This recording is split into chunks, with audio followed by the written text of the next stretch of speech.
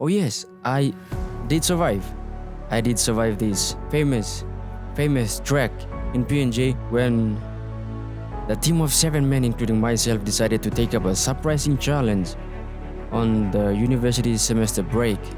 It's a 6-day trek across the legendary Kokoda Track. We left campus at dawn, hearts full of anticipation, and drove straight to Always Corner. As we arrived, a cool mist wrapped around us, giving us a glimpse of the wild days ahead of us. Before stepping onto the track, as they say, one for the memory book. We got gathered for a group photo, and then we sat down for the last proper breakfast, knowing that in the next few days we will be just surviving on water and snacks. Our journey began with a steep descent. 1 hour of climbing down into the thick forest canopy. It was deep, real deep. To be honest, my knees were already shaking as we were climbing down. I thought to myself, this is just the first mountain and I'm already scared. But I kept quiet, thinking that I was the only one who felt that. So we were climbing down. And later that evening, our guide asked if we'd felt anything strange. We all nodded and said yes. He smiled and said, "That's the initiation mountain. Your body is just reacting, preparing for the wild days ahead." Amazing, right? Especially how the nature and our bodies get to show some connections, right? As we moved on, we crossed fast-flowing rivers on traditional cane bridge. Crystal clear streams burst from the rocks that we get to refill our empty water bottles. Sometimes waterfalls dropped right beside us. It felt like we were walking on the top of the fall. Very interesting. And that was just the beginning. That night we found shelter in an abandoned hut. Rusty roof, no walls. Our legs were so weak that even walking down to the river to bathe felt like another mountain to climb. But when the morning came, we laughed. The river was actually just nearby. We were just tired and we did not realize it. Every climb after that grew steeper and steeper. The thick jungle canopy swallowed us whole.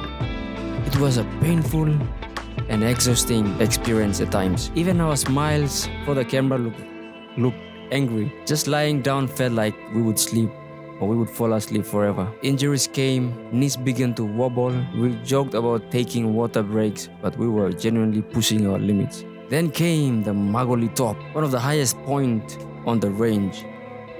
It took us nearly 3 hours to reach it. And yes, there was a rest waiting for us at the top. Along the way, we passed beautiful mountaintop villages. Families welcomed us with warm smiles and organic meals served on leaves, nutritious, fresh and healing. Stepping out of the canopy, we'd often turn around and see the mountain ranges we had already conquered, and it gave us strength. Nightfall would often catch us still walking. We'd put on our head torches and continue pushing forward.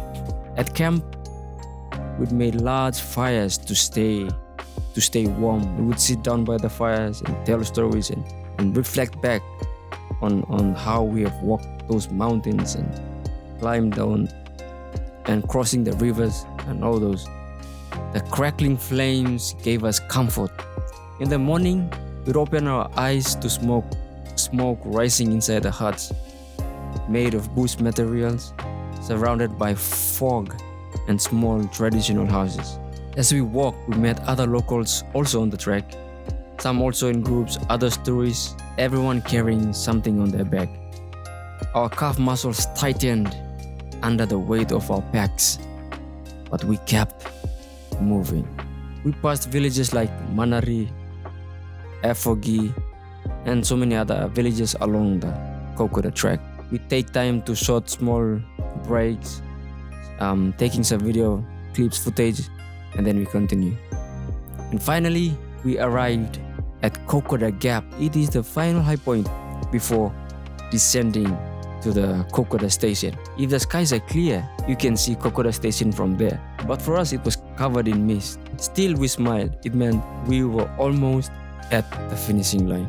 We made our final descent, crossing more rivers, walking across bridges built from cane and rope, and finally we arrived. The Kokoda Arch, the end of the trail. We took it in, took our victory photos, and it felt very unreal. We spent the weekend at Kokoda Station, worshipped with a beautiful church family, and on Sunday, we visited Inonda Secondary School, which is beside the airport at Papua New Guinea. We were ready to fly back home, but the interesting thing is our flight got cancelled again. That was making things even worse. So there we were sitting on the ground outside the airport, tired but thankful. And the next day, we all finally boarded the flight. Body sore, hearts full. What was truly satisfying was looking out the window during our flight back to Port Moresby. There they were, the same mountain ranges and the rugged terrains we had walked over just days ago. From above, it looked surreal. We couldn't believe we had crossed all that on foot. Finally, we landed in Port Moresby. Tired, dirty, smiling. What a journey to remember. Walking the Kokoda Track wasn't just a physical journey. It was a test of will, a lesson in unity, and I would say a deep connection to the land and its people surrounding this part of our country. Thank you so much for your time with me. If you enjoyed this video, go ahead and hit that like button and subscribe for more unforgettable adventures. Thumbs up.